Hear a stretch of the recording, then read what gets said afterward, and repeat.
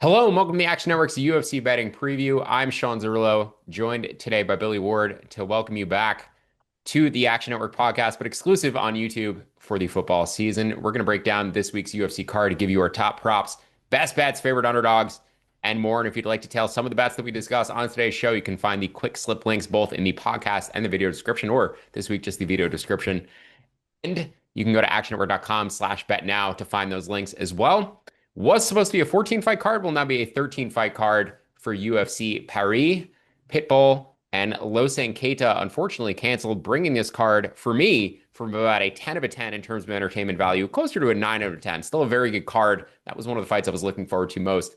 But 8 prelims, presumably at, I would guess, 12:30 p.m. Eastern now. They may still run it at noon Eastern. It was supposed to be noon Eastern and a main card at 3 p.m. Eastern. We'll see how they divvy it up, if they're going to do 7 prelims and a 5 fight main card, or probably stick with 6 prelims maybe and a 6 fight main card, or rather seven and 6 as opposed to keeping it 8 and 5.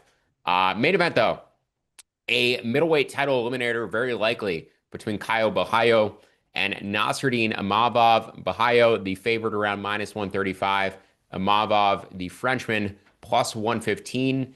I like the underdog here, but I actually like the underdog by decision at +285. And you also like him to land a takedown at plus money. I like both of those bets. I might bet, or very likely will bet, Imavov to land a takedown here. I think he wins the decision ultimately because he is top time upside and because he is the more diverse striking and likelier, more power, more damaging strikes on the feet. I think Kyle has gotten much better. I think his striking has improved, but it's still pretty basic. Imavov, much more diverse in terms of his strikes and just also much more dangerous in terms of actually being able to finish opponents.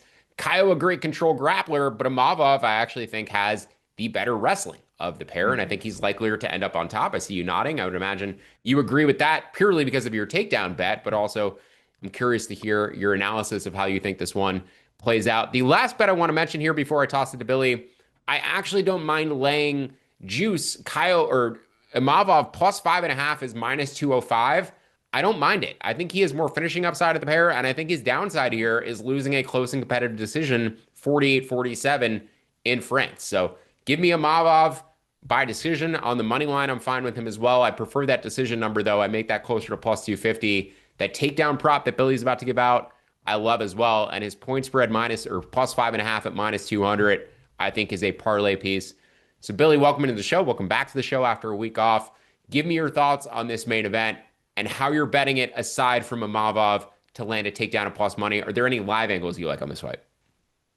Yeah, it's a super intriguing fight because I could see either man winning striking and I could see either man winning the grappling. This is not one of those clear ones where it's obvious that if it hits the ground, somebody's in trouble, like we'll talk about in the co-main event, or if it stays standing, someone's in trouble. I'm 100% with you. I think Borralho is the likelier finisher. He has more knockdowns in the UFC than Imavov in less fights, and he's also, the more aggressive submission grappler on the ground. Where I think in both domains, Imavov is the better minute winner. He's going to land more strikes, probably be a little bit more accurate, more precise, and also if it's grappling, it's probably him on top, getting the takedowns and defending submission attempts from Borralho. So that's kind of the dynamic I see, the binary here, which goes perfectly with your Imavov by decision. He would probably be the live side. I don't think this is necessarily a great live betting fight, but a little bit of statistical what I'm looking at here for Imavov. He's landed takedowns in just two of his last five fights, but he knocked out Israel Adesanya, so it didn't really matter. One of those fights was against Brendan Allen that he didn't get a takedown, and the other was against Roman Dolidze. Two guys who you're not going to pursue the grappling against, especially with the striking edge he had. I think against someone like Borralho, who he probably can take down, Borralho, not a great wrestler, good submissions, he'll at least look to mix those in, even if only to open up his striking, which is why I like the takedown prop. I will say DraftKings has pulled all of the takedown props as of this morning, so like you can't bet on those on any fight, much less this one. I'm sure it will be back up. I think I want like better than -120 on Imavov to get one. I'd be more than happy to ladder this one though if they give us the 2+, the 3+. Not because I think he's going to grapple the whole fight. I think he's just going to mix them in there, here and there. Could get a second, a third. And it correlates really well with your read of him winning by decision because if it goes all 25 minutes, that's more rounds to get those takedowns where he'll just be mixing them in, scattering them across the fight. So that's how I'm looking at it. I think both of our bets go well together. I think, in agreement with yours. And if I was on the Borralho side, I would be playing, Borralho inside the distance, Borralho's minus point spread to get it juicier, something like that, because I think he probably needs big moments and finishes here where Imavov is going to win minutes. Move to our fight of the night. We're head to head on the main event, or we're not head to head on the main event. We're relying on the main event. We will be head to head on the fight of the night. My favorite fight on the card between Mauricio Same. Houfi and Benoit Saint-Denis. I think either of us like our fighter respectively to win inside the distance. It is a very binary striker versus grappler matchup, and as Billy alluded to, one of these guys, Houfi, may be in trouble if the fight hits the mat. But BSD rushes in with his chin up. I think Houfi is going to have some opportunities to land a highlight reel knockout here, and we'll see if Saint-Denis' durability is damaged at all from the knockout losses he's taken. Moicano fight, lots of damage. Dustin Poirier obviously flatlined him after losing minutes early. So, Billy, you're on Houfi here by knockout or inside the distance, I should say, at even money. Where do you like that down to? Any interest in taking his round one props? Because I think he's likelier to do this early, where I have BSD getting this done late. And then what did you find in Houfi's tape in terms of defensive wrestling or defensive grappling that would point to you or point to him being the side in this fight for you? Yeah, I don't think I would do the round one. I think if you wanted to do a same game parlay with, fight doesn't start round three or under 2.5, or, play with that according to your risk tolerance. Both guys are cardio liabilities. I don't know who I necessarily think is the bigger liability cardio wise. It's kind of scary. You could see it either way. Um, Hoofy does have a late third round finish on the contender series, though, which gives me a little bit more confidence. And just the general principle that it's harder to wrestle for 15 minutes than it is to strike for 15 minutes, offensively, even if you're throwing as hard as Hoofy does. So yeah, some version of under if you want a bigger price. I think inside the distance I'd play to like minus 130 or so. Whichever guy you're on, just play the inside the distance. At worst somebody gets tired at the end and finished. Probably wherever this fight takes place, the stronger person in that domain gets the finish. What led me to the tape wise on Hoofy though is I think whoever wins this fight is going to be who's able to go forward. Hoofy likes to strike moving forward. He likes to pressure in, stands exactly like Conor McGregor, a little bit better defensively, I think, than McGregor. I mean, maybe not peak McGregor, but the McGregor that we've seen more recently. And just to get takedowns, it's a lot easier to get takedowns stepping forward. It's really hard to shoot while backing up because you need to close the distance. BSD also, has a judo background where those takedowns come from the clinch, so he wants to press forward and get into range. On the tape, I just appreciate Hoofy's footwork more. He's a little bit more dynamic. He moves back and forth and changes angles, which will allow him to continue to press forward. Where BSD, as you pointed out, pretty straightforward, chin up, not very, I don't know, like technical or precise with how he approaches. And I think Hoofy can cut some of those angles and get the better of the who's moving forward or back. Very fun fight, though. I'm with you. It's my favorite on the card. I wrote in my breakdown of this, but what's really interesting for me with all these fighting nerds fighters, they don't have like a team style. The city kickboxing guys all like to feint and strike from the outside, and they all are kind of doing Israel Adesanya stuff. Every fighting nerds guy is totally different. Like Hoofy doesn't stand or move at all like Bahayo. Gene Silva's like this little miniature Vanderlei Silva. Hoofy's doing a Conor McGregor impression. Carlos Praches, the more traditional Muay Thai. It's a very interesting thing for me because you just don't know what they're working on and like what they're doing when they all come together and train. But still, I think with all the dangerous, aggressive fighters he faces day in and day out, he'll find a way to dictate the fight on his terms. So as I mentioned, I actually like BSC to get this done late. I didn't like how Houfi looked late in his fight against James Yontop after having, moments to finish and then being unable to close the show. But in a fight where he's forced to grapple and fight at a high pace, if he's going to get grappled, I think he could eventually get drowned late. And the numbers on BSD to win in rounds two and round three are very big, 10 to 1 and Mhm. 14 to 1 respectively. He'd be my preferred live bet of the two. I think Houfi is going to win round one, probably knock BSD down at some point. I think BSD, though, might be able to rally if he does not get knocked Mhm. out and end up coming back in this fight. So I do like his money line pre-fight, but I actually think I prefer his inside the distance prop at plus 280. His round two prop, as I said, at 10 to 1 and round three at 14 to 1, in addition to the potential live angle. Yep, that's how I view that fight. I think one of us expects the fight to finish. Oh, the one point I would make for the Hoofy side, if you do like Hoofy, Mhm. I think the fight you have to point to is his contender series fight against Yeah, Magomedaliev, where he denied all three takedown attempts. That's one of Islam's training partners. BFC is just a different animal in terms of the grappling. Like yeah, it's not straightforward wrestling. It's not. It's just like I'm here to maul you and to fight to the yeah, death. The other point I wanted to shout out in regard to BSD's like cardio and tenacity, I still believe, and this is a hot take, I still believe if the fight had not been stopped, and it should have been stopped for the eye damage, but if the fight versus Moicano had not been stopped, I still believe that BSD kills him before the fifth round. He was coming back on after getting absolutely dominated in the first round, and Moicano is looking at the fight like, why is this not being stopped? Now, Moicano may have punched himself out in an effort to trying to finish that fight, but former French Special Forces, BSD definitely has a few actual kills on his record. I think this is a guy who's literally willing to fight for the death, to the death inside the cage. So it's the kind of guy I want to back with my money, but especially want to back in a fight where I think we could see both fighters fading late. Late props at big numbers seems super enticing to yeah. me. Football That season. makes. Oh, go I was ahead, Billy. saying, no. The Moicano fight's really interesting because of Moicano could have just realized his eye was going to shut and decided like, hey, I'm just going to play it safe. The doctor's got to stop this. He's never really came out and said that he did that. I don't think that'd be a good thing to admit. You don't want to admit you're coasting, even if it's the smart thing to do. That is an interesting one and a good point. Last thing we should mention, we talked about this offline. I figured I'd just throw it out on the pod. Mauricio Hoofy, not actually his last name. He just adopted that because he's such a huge fan of One Piece. And I think like the main character being Luffy in Portuguese sounds more like Hoofy or something like that. And we all just rolled with it. We're all just pretending his last name is that.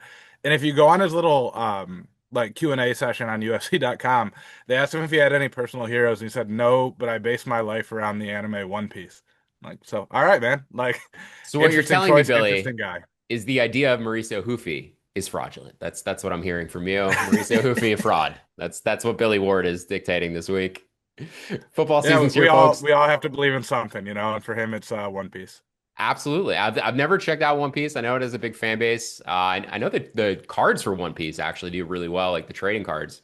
Probably worth checking into if you're into collectibles, into that type of stuff. It's definitely been surging in terms of like popularity and the GDP around it is certainly growing.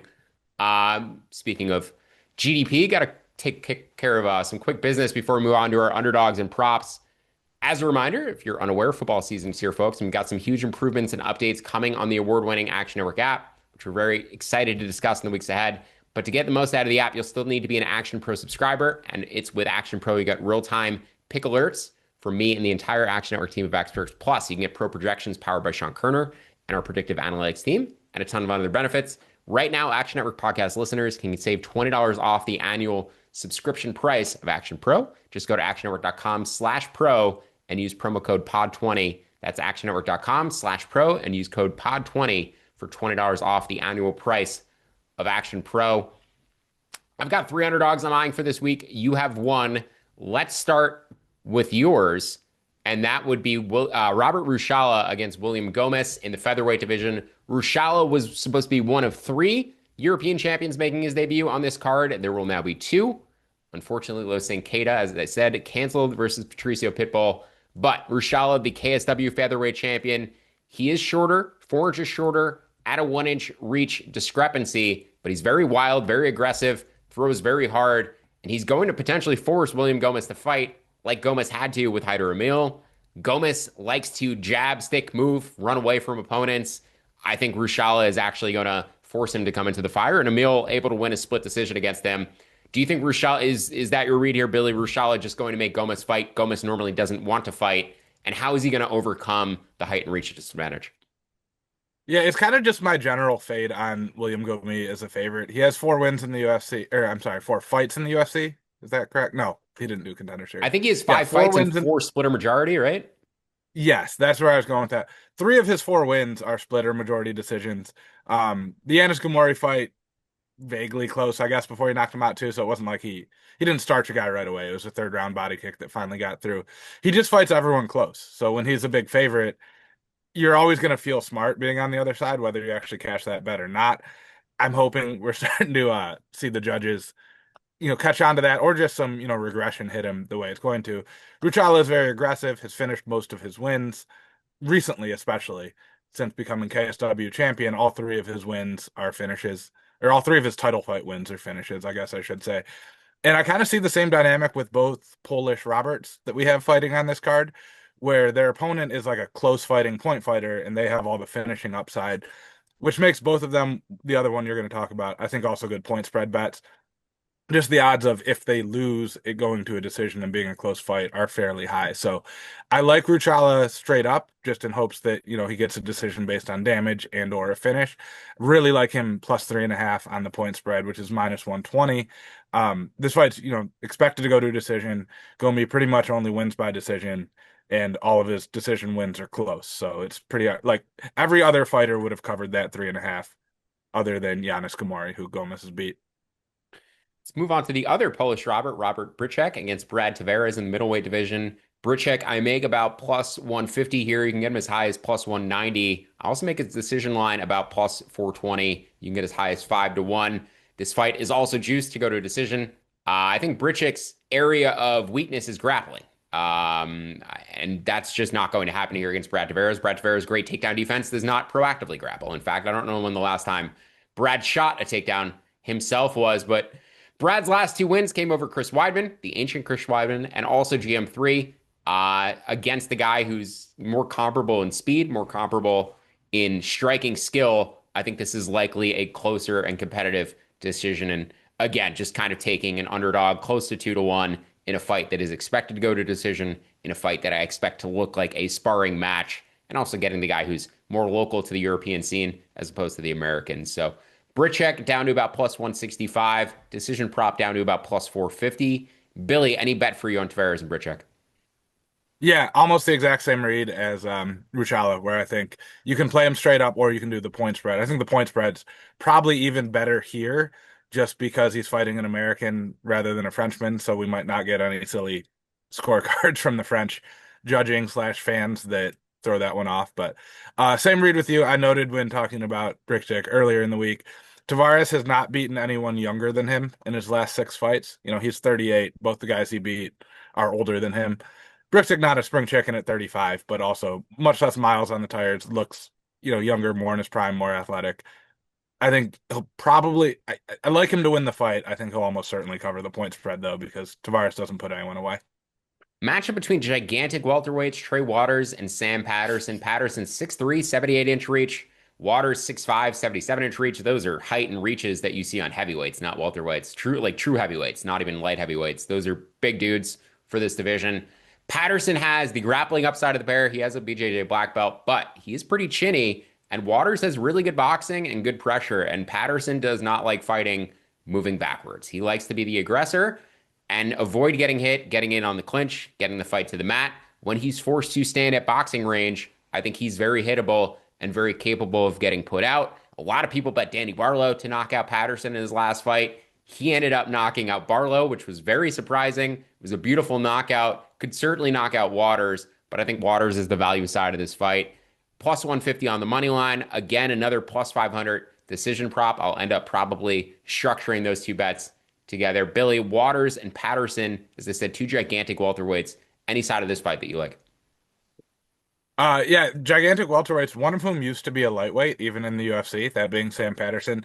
Um, I think if you're on the water side, the decision does make sense. We view Patterson as chinny because both of his career losses were knockouts. They were both also when he was cutting to lightweight.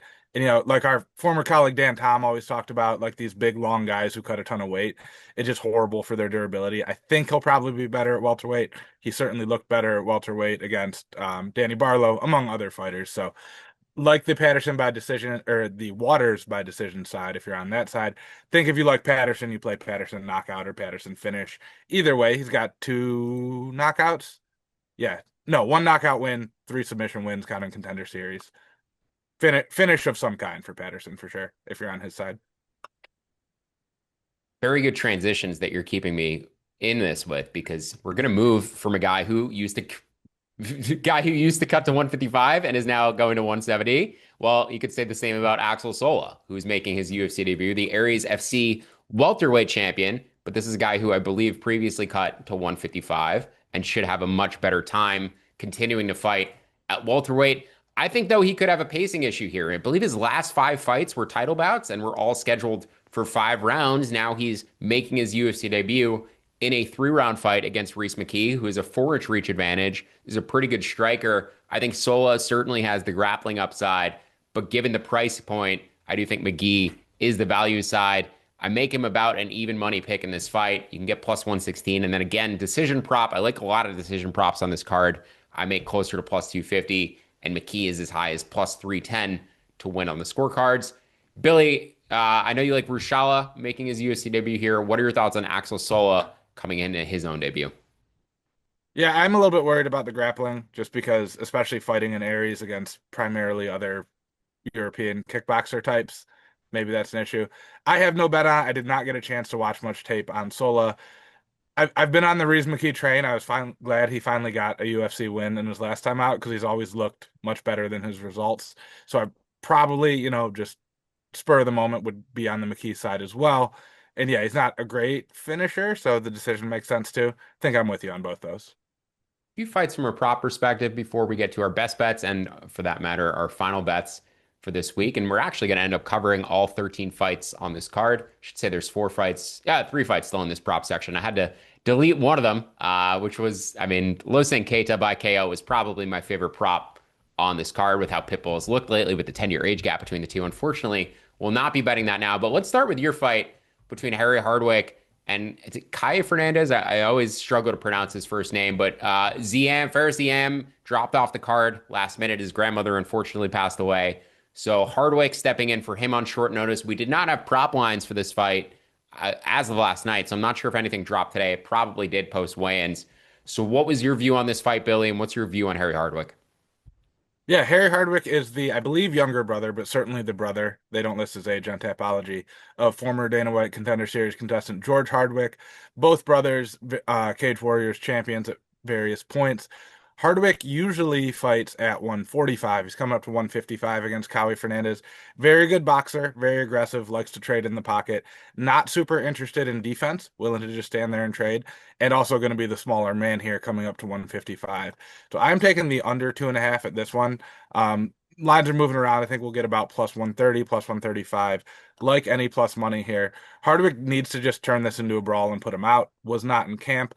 If it gets to the ground, that's where that size difference is going to be a big deal, especially against a Brazilian dude who can grapple a little bit. So I think it's a pretty binary fight where Hardwick is live to pick up a knockout. He's very dangerous, especially striking to the body. And if he finds himself on his back, he's going to be in a rough spot. Remember, Caio Fernandez took down Guram Kutuladzs twice. Hardwick is much smaller and nowhere near that level of grappling. So Caio should be able to melt him on the ground, could also knock him out. Hardwick needs to just kind of go for broke early and try to land a knockout here. I think that pushes this to the under pretty often, I should say.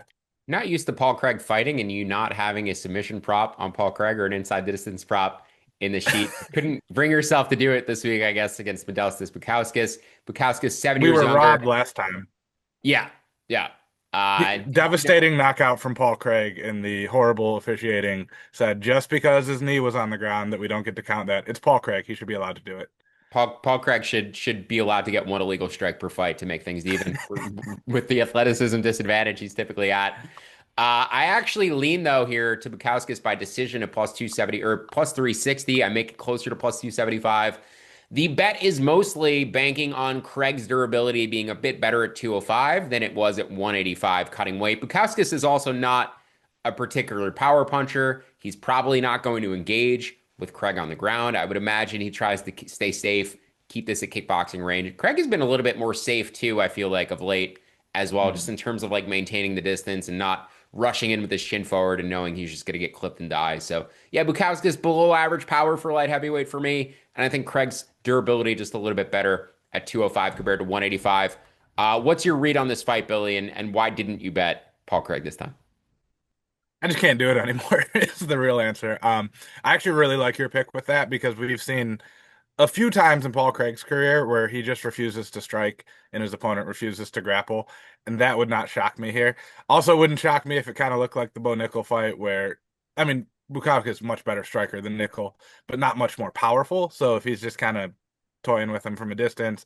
Craig, taking a horrible double leg from 30 feet away and then flopping to his back. You can kill a lot of minutes doing that, as we've seen from Paul Craig. So I like your side. I was hoping there'd be some crazy outlier, Paul Craig by knockout line. They're all like in line with what they should be this time around. So since they're not rebooking the Rodolfo Bellato fight after the no contest, no more Paul Craig bets for me this time.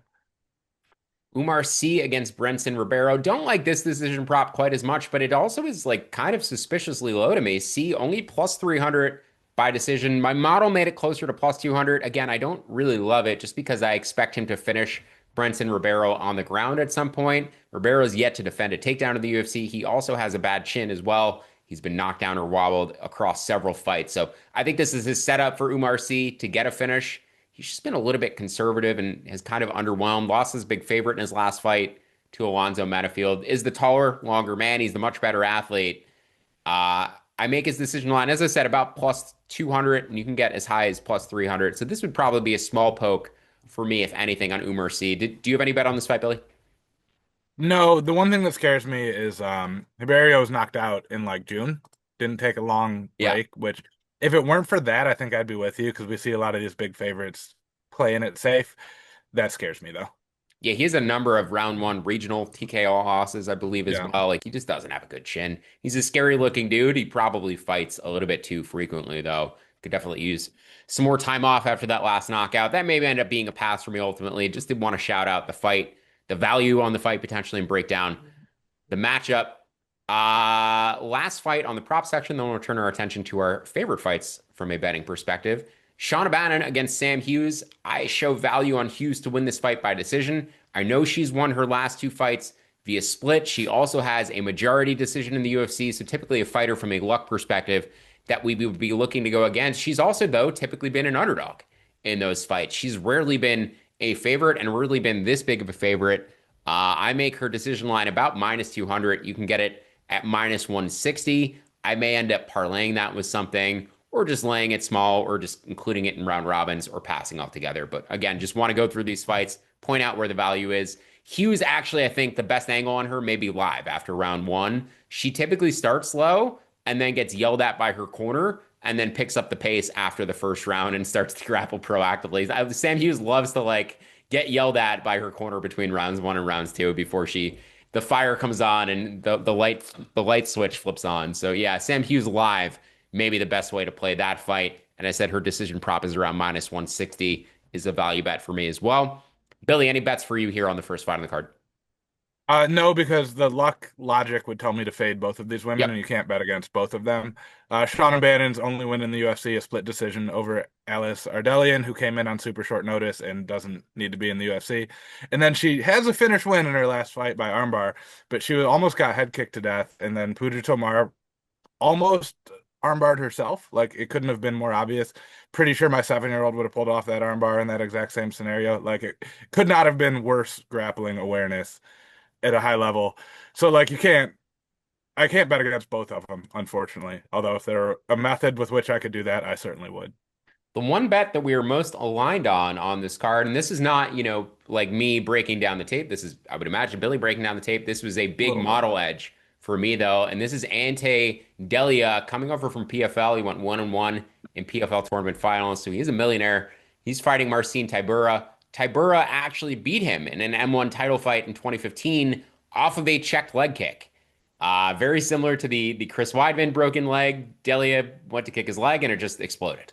So they're now fighting 10 years later. Tybura is 5 years older. He was 5 years older then, but he's still 5 years older now and much closer to the end of the line, even at heavyweight.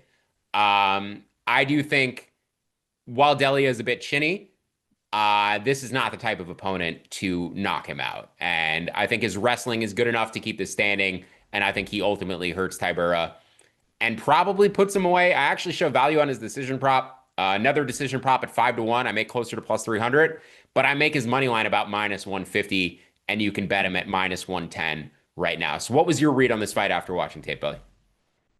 Yeah, I did want to go back and watch their first one. Delio was doing fine until obviously freak injury. A 5-year being 5 years older when you're 30 and 25 at heavyweight is a huge advantage for Tybura. Being 5 years older when you're 40 and 35 is a huge disadvantage for Tybura. So that was honestly like the biggest part of it. And also like we've wanted to fade some of these guys coming into the UFC, but Delia's fought, $1 million tournaments all over the place. Like almost feels like every major, non-UFC promotion out there. Don't think any of that like nervousness or whatever is going to matter so much for him. I think he's just the better overall athlete and fighter, a little bit more dangerous where Tybura kind of needs to win a boring grappling decision. Much like some, the Polish fighters we've talked about, except Delia is much better. Balaji Oki against Mason Jones. We each have a bet that we like quite a bit on this fight. I would actually be on the other side of you on the decision prop if I was to take anything, but I like this fight to go to a decision at minus 180. You can get as low as minus 135. This could be one of those fights, where there's knockdowns on both sides and you're like sweating it to go to a decision, but I think this is ultimately relatively competitive. I think Jones has the grappling upside, which is why you Yeah. likely prefer him, and I expect him to get more top time. But if Oki survives to the end, I think it means he didn't get submitted, and therefore potentially did better defensively grappling than we might have expected going in. So his decision prop I thought was an okay number, but I really like this fight to go to a decision. I make it near minus 180. You can get minus 135. And that is the same price as Mason Jones money line. So it's two bets around the minus 135 range. Where do you like Jones up to, Billy? And I'd imagine it's because you expect him to get some top time here. Yeah, the Mason Jones 2.0 is much more committed to the grappling than he was in his first run in the UFC. I actually think the goes to decision and Jones correlate pretty well Mm-hmm. because I'm worried he gets knocked out. Oki's got Mm-hmm. big power, could hit him. If Jones lands a takedown early and tires him out even for a couple minutes in the first round, I think he's just going to cruise with grappling. So I'm scared. I think it would be Oki inside the distance or Jones decision is kind of how I'm looking at it. A little bit worried Oki gets submitted, but when he got guillotined by Chris Duncan, that was because he offensively grappled and stuck his head out there and got guillotined. I don't think he's going to do that. He shouldn't do that against Mason Jones. Either way, I feel a little bit better about the money line than the goes to a decision, but it's very close. So if you're not as convinced on Mason Jones goes the distance, I think is a good way to play it. He is fairly durable. He's been knocked down in one of his UFC losses, but he made it to the final bell. So it's not like he's a chin question mark or anything. I just think that's where the weakness is for Jones. So either side on that, I'm okay with. Personally, I'm playing with Mason Jones just because I think his grappling will allow him to control this one until Oki's tired. Yeah, and to that point, Jones live as well, right? Like I think there's a Yeah. chance he gets knocked down in the first round because Oki hits hard, but then he survives that. He loses the round because of the optics of the Mhm. knockdown, but he's still very much in the fight, and then he wins 2 and 3. So I think Jones live could be a very good angle as Yeah. well. Would you agree with that? Yeah, 100%. Exact same logic.